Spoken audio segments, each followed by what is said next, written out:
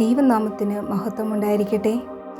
സ്ലിഹാ നോമ്പിൻ്റെ 14-ാം ദിവസമായ ഇന്ന് ഒരുമിച്ചുള്ള ധ്യാന ചിന്തയ്ക്ക് തിരഞ്ഞെടുത്തിരിക്കുന്ന വേദഭാഗം വിശുദ്ധ മത്തായിയുടെ സുവിശേഷം 20-ാം അധ്യായം 25 മുതൽ 28 വരെയുള്ള തിരുവചനങ്ങളാകുന്നുവല്ലോ. 28-ാം വാക്യം: മനുഷ്യപുത്രൻ ശുശ്രൂഷ ചെയ്യുവാനല്ല, ശുശ്രൂഷിപ്പാനും അനേകർക്ക് വേണ്ടി തൻ്റെ ജീവനെ മറുവിലയായി കൊടുപ്പാനും വന്നതത്രേ. ലോകം നമ്മെ പഠിപ്പിക്കുന്നത് അധികാരം, പദവി, സ്ഥാനമാനം എന്നിവയാണ് മഹത്വത്തിൻ്റെ അടയാളങ്ങളെന്ന്. എന്നാൽ യേശുക്രിസ്തു നമ്മെ പഠിപ്പിക്കുന്നത് അതിനോട് പൂർണ്ണമായും വിരുദ്ധമായ ഒരു സത്യമാണ്. സേവനമാണ് യഥാർത്ഥ മഹത്വം. ഒരു തണുത്ത സന്ധ്യയിൽ ഒരു യുവാവ് മദർ തെരേസയെ കാണാൻ കൊൽക്കത്തയിലെ ഒരു ചെറിയ മിഷനിലേക്ക് എത്തി. അവൻ്റെ മനസ്സിൽ വലിയ പ്രതീക്ഷകൾ. ലോകം ആദരിക്കുന്ന ഒരാൾ, വലിയ സ്ഥലം, വലിയ സ്വീകരണം. പക്ഷേ അവൻ കണ്ടതോ ഒരു ചെറിയ മുറിയും മരുന്നിൻ്റെ മണവും വേദന കൊണ്ട് കഷ്ടപ്പെടുന്ന കുറേയേറെ ആളുകളും. അവരുടെ നടുവിൽ ഒരു ചെറുതായ ശരീരവും വലിയ ഹൃദയവുമായ മദർ തെരേസ.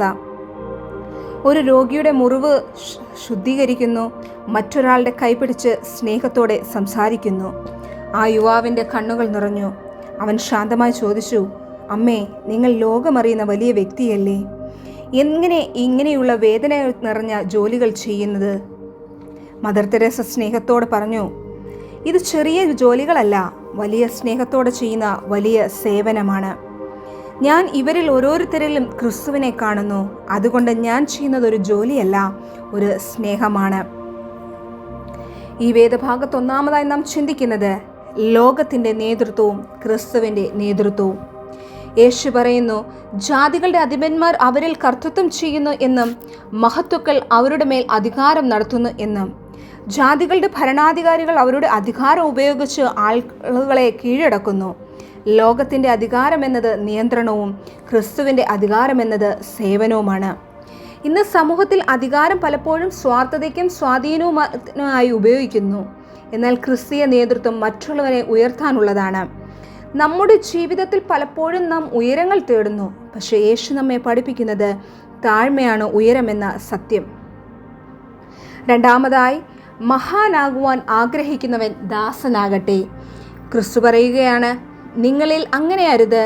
നിങ്ങളിൽ മഹാനാകുവാൻ ഇച്ഛിക്കുന്നവനെല്ലാം നിങ്ങളുടെ ശുശ്രൂഷക്കാരൻ ആകണം. നിങ്ങളിൽ വലിയവനാകുവാൻ ആഗ്രഹിക്കുന്നവൻ നിങ്ങളുടെ ദാസനായിരിക്കണം.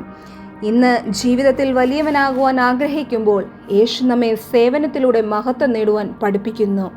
ഇത് ഒരു മൂല്യപരമായ മാറ്റമാണ്. ഇവിടെ ഉയരം എന്നത് താഴ്മയും നേതൃത്വം എന്നത് സേവനവുമാണ്.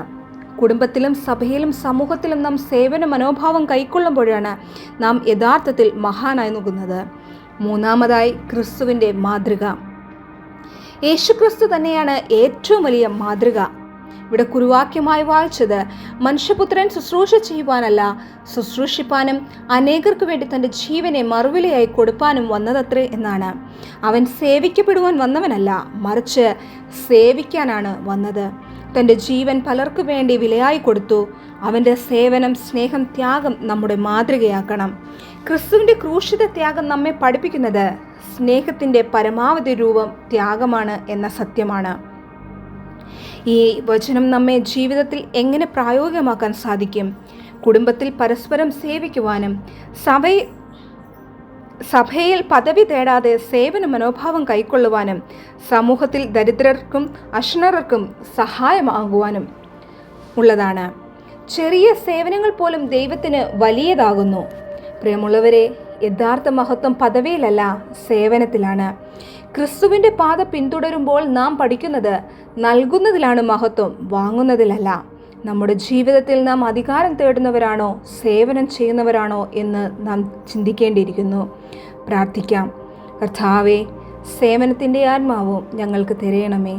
ഞങ്ങൾ മഹത്വം തേടാതെ താഴ്മയോടെ മറ്റുള്ളവരെ സേവിക്കുവാൻ ഞങ്ങളെ സഹായിക്കണമേ. ആമേൻ.